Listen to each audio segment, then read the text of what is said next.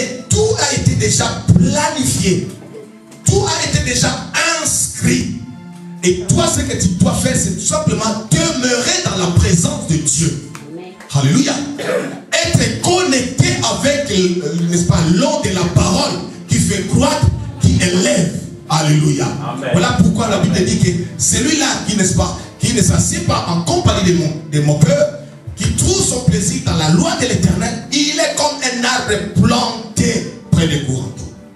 Alléluia. Amen. Là, elle mange, la personne mange la parole de Dieu, elle boit l'eau de la vie. Tu vas connaître la croissance, tu vas connaître la croissance. Et au temps de Dieu, c'est que Dieu a arrêté chaque chose en son temps. En sa saison, il y aura des fruits. En sa saison, il y aura ce que Dieu a arrêté. Les portes s'ouvriront. Dieu va accomplir l'une après l'autre tout ce qu'il a arrêté, tout ce qu'il a planifié. C'est le plan de Dieu. Alléluia. C'est ce qu'on appelle la destinée. Alléluia. Tu as une destinée, bien-aimé dans le Seigneur. Voilà pourquoi les diables, connaissant ces choses, il vient. Et la première manœuvre de l'ennemi, du diable, c'est d'enlever ceux qui ont la destinée, une destinée de Dieu, ceux qui sont dans le plan de Dieu, ceux qui sont dans le projet parfait de Dieu, de les écarter, de les éloigner du droit chemin, de la droite voie tracée par l'Éternel, leur Dieu. Ça, c'est la première manœuvre que l'ennemi fait. Alléluia. Est-ce que quelqu'un comprend? C'est la première manœuvre. L'ennemi connaît. Il connaît la parole. Il sait que dès que tu obéis à la parole de Dieu, tu crains Dieu, tu marches conformément à la parole de Dieu, Dieu finira par accomplir toutes les promesses. Alors tout ce qu'il a arrêté, tout ce qu'il a formé comme projet pour toi, Dieu finira par les accomplir. Ça ne ratera jamais. Ça n'échouera jamais. Ça ne manquera jamais. Alléluia. Puisque tu es dans les plans de Dieu et tu demeures dans la foi de Dieu. Et sa manœuvre à lui, le diable, c'est venir t'enlever, t'ôter de la voie du Seigneur, t'écarter, t'éloigner. Il sait qu'une fois qu'il arrive à t'écarter de la voie du Seigneur, c'est comme un avion qu'on a déboussolé. Alléluia. On a changé de direction. Jamais il n'arrivera encore à sa destination. Alléluia. C'est ce que l'ennemi fait. Et il a commencé avec notre ancêtre au jardin d'Éden. Il connaissait le plan de Dieu pour l'homme. Il connaissait que c'est l'homme là, cet homme là que Dieu a établi dans les jardins. C'est lui le dominateur. C'est lui qui est élevé. C'est lui qui a l'image de Dieu. C'est lui. Le diable le connaissait. Et il a voulu tout simplement enlever l'homme de la voie tracée par Dieu. La voie de la gloire. La voie de la domination. Du succès, de la réussite. Que l'homme soit, n'est-ce pas? C'est que Dieu a voulu. La seule chose qu'il a voulu faire, c'est éloigner cet homme de la voie de Dieu. Alléluia. Amen. Comment? Par la désobéissance, par les péchés, l'homme est éloigné, l'homme est écarté de la voie du Seigneur. La voie pourtant tracée par le Dieu véritable, qui a voulu que cet homme puisse dominer, assiéger toutes les choses, contrôler, diriger toutes les choses. Mais voilà que par la ruse, il a arrivé à écarter l'homme de la voie tracée par Dieu. Voilà la cause du malheur. Alléluia. C'est pour cela Paul, dans 2 Corinthiens chapitre 11 au verset 3, Paul dit ceci: je crains que le serpent, celui qui a séduit Ève dans les jardins, je crains qu'il ne vienne, qu'il ne vous séduise vous aussi, pour vous éloigner de la voie, de la droite voie du Seigneur. Je crains. Alléluia. Paul a dit, je crains ces choses. Pourquoi? Parce que c'est la pire des choses qui soit arrivée dans la vie d'une personne. S'éloigner de la voie de Dieu, s'écarter de la droite voie tracée par le Seigneur, c'est la pire des choses. Alléluia. La suite, c'est la catastrophe. La suite, c'est que des échecs, pleurs, gémissements. C'est ça la suite. Après, c'est la Bible déclare que sans moi, vous ne pouvez rien faire. Sans le Seigneur, en dehors de lui, nous ne pouvons rien faire. Tu ne peux rien faire. Il est écrit que si l'Éternel les garde, c'est qu'il garde en vain. nous tirons notre vie, notre existence même de lui. Alléluia. Amen. Voilà pourquoi Paul a dit, j'ai craint. Paul connaissait ces choses. Il va exhorter les fils spirituels qui étaient de Corinthe. Qui étaient dans Corinthe, il va les exhorter. Lui qui connaissait la vérité, lui qui connaissait la parole, qui connaissait aussi la manœuvre de l'autre, l'ennemi. Il va craindre ces choses. C'est pour leur dire, en d'autres termes, que demeurez fermement dans la présence du Seigneur. Ne vous laissez pas séduire par l'ennemi, par quelque manœuvre qu'elle soit.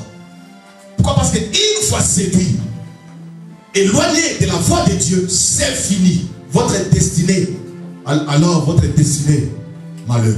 Alléluia. Un malheur.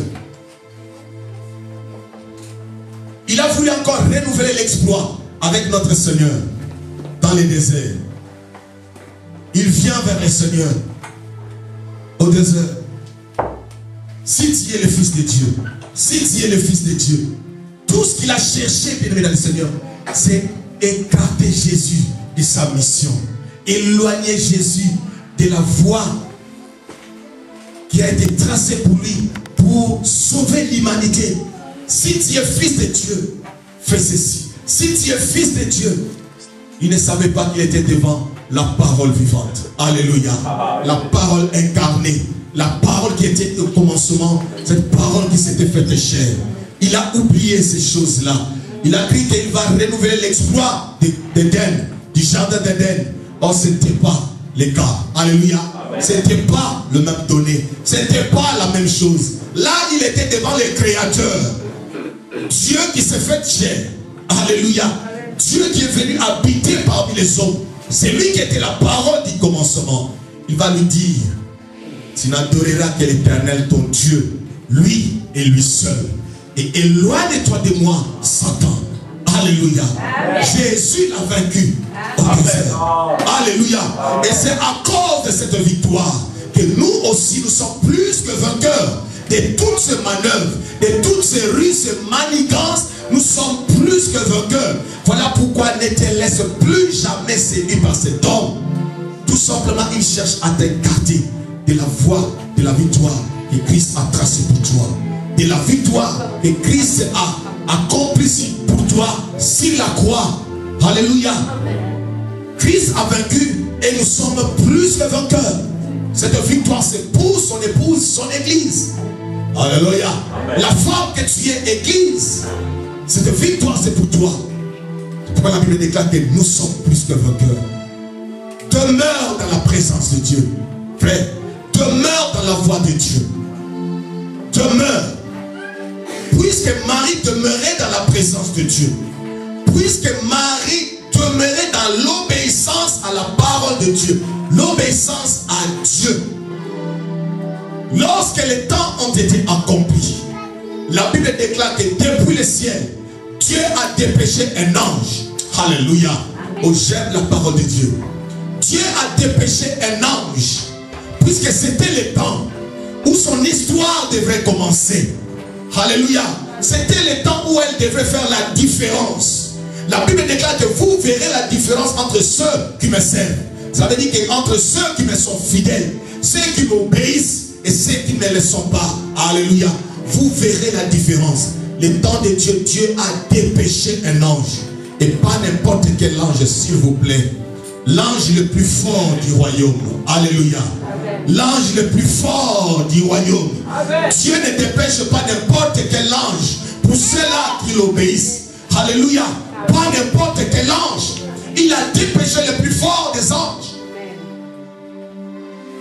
Et s'il vous plaît, cet ange-là était dépêché pas pour un roi. Alléluia. Amen. Il n'était pas dépêché pour un chef des armées. Amen. Non, pas pour un notable de la contrée. Mais l'ange le plus fort va être dépêché dans Galilée, bien-aimé, cercle vicieux. Oh, pas pour un roi, pas pour un notable, pas pour un chef des armées, mais pour une pauvre femme. Une jeune femme, s'il vous plaît, sans référence, sans un nom qui compte, sans rien. L'ange va quitter le ciel pour cette femme-là. Je vais te dire, bien-aimé dans le Seigneur, tu comptes dans les yeux de Dieu. Alléluia. Tu comptes dans les yeux de Dieu. Ne te regarde pas tel que tu es. Ne te sous-estime même pas. Ne te dis pas que moi seulement. Seulement moi, là. C'est toi. Dieu compte sur toi. Dieu te connaît, fille. Dieu te connaît, fils de Dieu. Alléluia.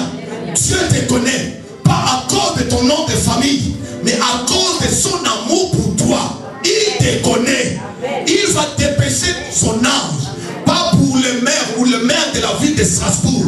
Pas pour le président Hollande. Pas pour le président de l'Union européenne. Pas pour les notables de cette ville. Mais Dieu va dépêcher l'ange le plus fort du ciel pour toi, fille de Dieu. Alléluia.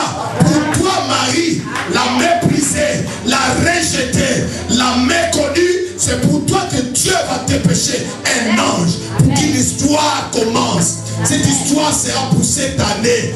Tout a été déjà arrêté. Alléluia. Tout a été arrêté. Le temps de Dieu est accompli. Le temps que Dieu veut commencer cette histoire. Alléluia. C'est que Dieu a inscrit depuis le temps, depuis ton existence, le temps est arrivé. Alléluia. Donc quelqu'un ne comprend pas. Dieu a arrêté quelque chose pour toi. Tu ne le connais pas. Tu l'ignores encore. Mais cela a été déjà arrêté par Dieu. Maintenant le temps est accompli. Et Dieu a dépêché un ange. Pas n'importe quel ange. Le plus puissant du ciel. C'est lui qui est descendu. Alléluia. Et l'histoire va commencer. Et c'est cette année que cette histoire va commencer. Cette histoire veut voir le jour. Alléluia. Cette histoire veut voir le jour. Oh, fille de Dieu, je te parle de la part du Seigneur. Cette histoire veut voir le jour. C'est cette année. Alléluia. Je croyais que c'était toi. Si c'était toi, tu allais te manifester. Je croyais que c'était toi. Je croyais que c'était toi. Je croyais que c'était toi. Puisque c'est pour cette année. Alors si c'était toi, tu allais te manifester. Puisque l'année vient juste de commencer. C'est cette année que cela va accomplir. Dieu va dépêcher. Dieu a dépêché un ange du ciel. L'ange le plus puissant du ciel. C'est lui qui va accomplir la mission. C'est lui qui va accomplir la mission. C'est lui qui va accomplir la mission. C'est l'année de la différence. C'est l'année de l'accomplissement. L'année de l'accomplissement. La mission va commencer. Oh, ça va. Alléluia. Alléluia. Vous savez, l'ange, quand il est arrivé, il va dire à Marie, félicitations. Alléluia. Félicitations. La salutation là, dans la première version de la Bible, voulait dire congratulation. Congratulation. Congratulation veut dire félicitations. Alléluia. Donc quand j'arrive là, je me dis, oh, quel Dieu, le Dieu de cieux, le Saint des Saints, va envoyer pour la vie d'une personne un être humain, un ange le plus fort. Et l'ange le plus fort va dire à un être humain, félicitations. Oh, bien-aimé dans le Seigneur, tu comptes dans les yeux de Dieu. Tu n'es pas n'importe qui. Tu n'es pas n'importe qui. Quand je médite cela, je regarde, je dis, ah non, Dieu ne s'était pas révélé ou encore repéré, n'est-ce pas, par rapport, il n'a pas regardé le passé. C'est ce que je veux dire, le passé de Marie. Alléluia. Il ne s'était pas rendu compte de cela, ni de son passé, ni de son présent. Alléluia. Puisque dans le passé de Marie, il n'y a rien qui méritait une félicitation divine. Alléluia. Rien. Dans son présent, il n'y avait rien qui méritait une félicitation divine. Alléluia. Puisque le nom même qu'elle portait, c'était un nom bizarre. Bizarre. Malédiction. Souffrance. Voilà le nom qu'elle portait. La contrée était compliquée. Félicitations. On félicite quelqu'un qui a fait quelque chose et qui l'a fait avec brio. Alléluia. C'est une telle personne qu'on félicite. Mais qu'est-ce que Marie avait fait? Rien. Alléluia. Rien, tout simplement les choix de Dieu. Mais j'ai compris que la félicitation de l'ange qui était descendu, venu du ciel, ce n'était pas par rapport au passé de Marie, ni par rapport à son présent, mais c'était par rapport à son futur. Alléluia. Par rapport à son futur. L'ange a vu le futur de Marie. L'ange a remarqué que cette femme ne sera plus jamais comme avant. L'ange a compris que la vie de cette femme commence aujourd'hui.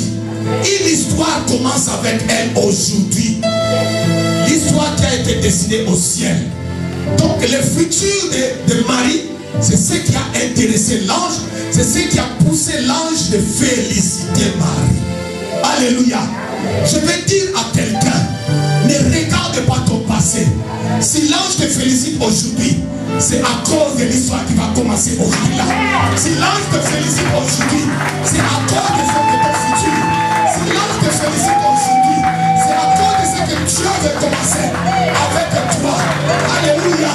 À cause de cela, Dieu te dit félicitations.